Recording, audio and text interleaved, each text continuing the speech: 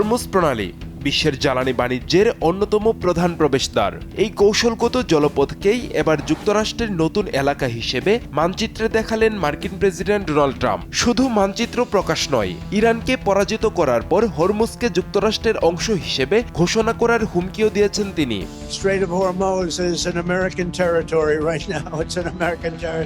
তবে ট্রাম্পের এমন দাবির বিপরীতে ইরানের বার্তা আরও কঠোর। হরমুজ ইরানের ছিল, ইরানেরই থাকবে। প্রশ্ন উঠছে, মানচিত্রে দখল দেখানো আর বাস্তবে নিয়ন্ত্রণ, দুটির মধ্যে পার্থক্যটা কোথায়? 6 মাসের সংঘাত শেষে হরমুজ কি উল্টো যুক্তরাষ্ট্রের সামরিক শক্তির সীমাবদ্ধতাই সামনে এনে দিচ্ছে?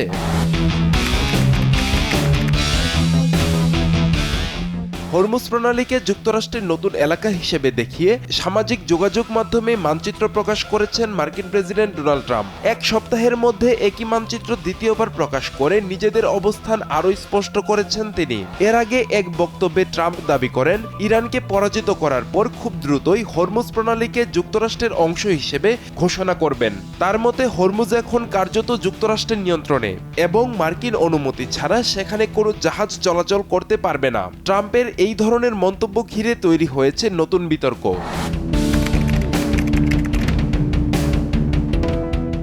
হরমুজ প্রণালী ছোট একটি জলপথ হলেও এর গুরুত্ব বিশাল।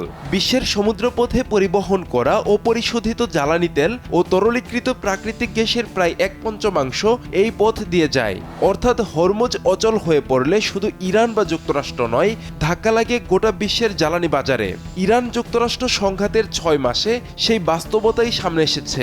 যুদ্ধ শুরুর পর হরমুজ দিয়ে বাণিজ্যিক জাহাজ চলাচল ব্যাপকভাবে কমে গেছে।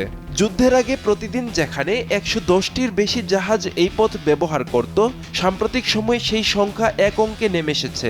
এখানে গুরুত্বপূর্ণ বিষয় হলো, বিশ্বের অন্যতম শক্তিশালী সামরিক শক্তি যুক্তরাষ্ট্র হরমুজে উপস্থিত থেকেও স্বাভাবিক বাণিজ্যিক জাহাজ চলাচল নিশ্চিত করতে পারছে না। অর্থাৎ সামরিক শক্তি দিয়ে একটি জলপথে চাপ সৃষ্টি করা সম্ভব হলেও সেটিকে দীর্ঘমেয়াদে নিরাপদ ও স্বাভাবিক রাখা যে অনেক বেশি কঠিন, হরমুজ সংকট সেটি দেখাচ্ছে।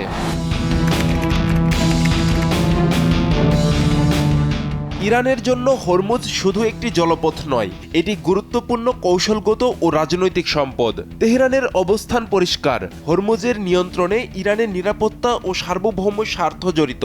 ট্রাম্পের আমেরিকান ভূখণ্ড দাবির জবাবে ইরানের সর্বোচ্চ নেতার উপদেষ্টা মোহাম্মদ মুখবের বলেছেন, হরমুজ ইরানের ছিল এবং ইরানেরই থাকবে।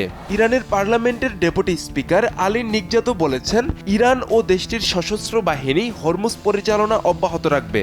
অন্যদিকে ইরানের উপপররাষ্ট্রমন্ত্রী কাজেম ঘারিবাবাদি বলেছেন, যুক্তরাষ্ট্রের হুমকি বা শক্তি প্রদর্শনে তেহরান ভীত হবে না। এমনকি হরমুজ দিয়ে জাহাজ চলাচলকে ইরান এখন কূটনৈতিক দর কষাকষির অংশ হিসেবেও ব্যবহার করছে। অর্থাৎ হরমুজ এখন সামরিক সংঘাতের পাশাপাশি কূটনৈতিক চাপ প্রয়োগেরও হাতিয়ার।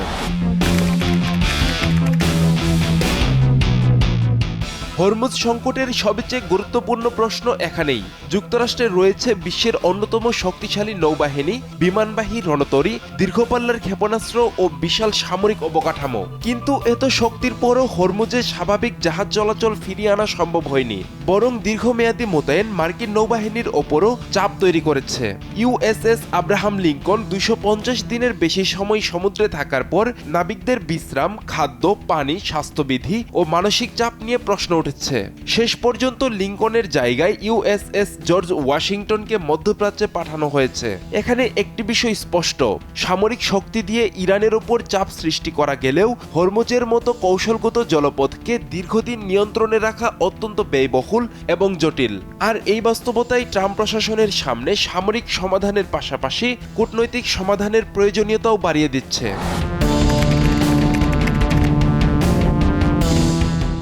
ইরান হরমুজকে নিজেদের গুরুত্বপূর্ণ কৌশলগত সম্পদ হিসেবে ধরে রাখতে চায়। এই অবস্থায় ইরানের পার্লামেন্টের জাতীয় নিরাপত্তা কমিটির খসড়া আইনও তাৎপর্যপূর্ণ। এতে অনুমোদিত জাহাজগুলোর কাছ থেকে নিরাপত্তা, জ্বালানি, বীমা ও পরিবেশগত সেবার জন্য নির্ধারিত ফি নেয়ার কথা বলা হয়েছে। অর্থাৎ তেহরান হরমুজকে একটি নিয়ন্ত্রিত নিরাপত্তা কাঠামোর মধ্যে পরিচালনার ধারণা সামনে আনছে। অন্যদিকে যুক্তরাষ্ট্র চাচ্ছে অবরোধ ও সামরিক চাপের মাধ্যমে তেহরানকে নতি স্বীকারে বাধ্য করতে।